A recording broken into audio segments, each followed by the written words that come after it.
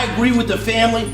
I hope you die in prison as well. The man who shot and killed a police officer has finally been sentenced to death 24 years later, and when the judge announced the ruling, the man from Indiana completely collapsed in the courtroom. It all started on a September night in the year 2000. Back then, Benjamin Ritchie was just 20 years old when he and two others stole a van. That theft quickly escalated into a high-speed police pursuit through the streets of Beech Grove, Indiana. As Officer William Toney approached the stolen vehicle, Ritchie suddenly jumped out, pulled a gun, and fired 4 times at close range. One of the bullets pierced through the area above Toney's bulletproof vest, striking him directly in the heart. Toney, a husband and father of 2 young daughters, collapsed in a pool of blood. He never got the chance to say goodbye, but what made this crime even more disturbing was what happened next. Ritchie didn't run right away. He got out of the car, walked over to the fallen officer, and fired one more shot, deliberately, as if he wanted to make absolutely sure the man lying there was dead. Only then did he flee, speeding off in the same stolen van.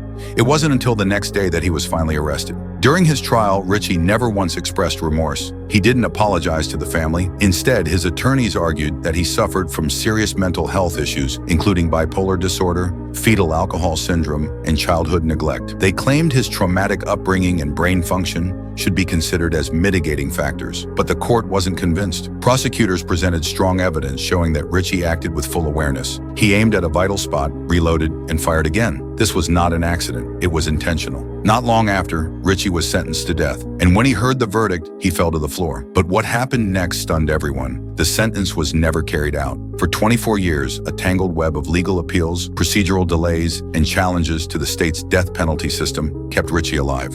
Until now, the Indiana Supreme Court signed off on the execution order, bringing an end to a legal battle that had dragged on for nearly a quarter of a century. He is now scheduled to be executed no later than May 20th. The same man who took the life of a father when he was only 20 years old will now lose his own at 44. And those 2 little girls who once waited at home for their dad to come back from work, they're now grown women. It took them an entire lifetime to see justice, but is justice that arrives 24 years late still justice at all? What do you think? Let us know in the comments.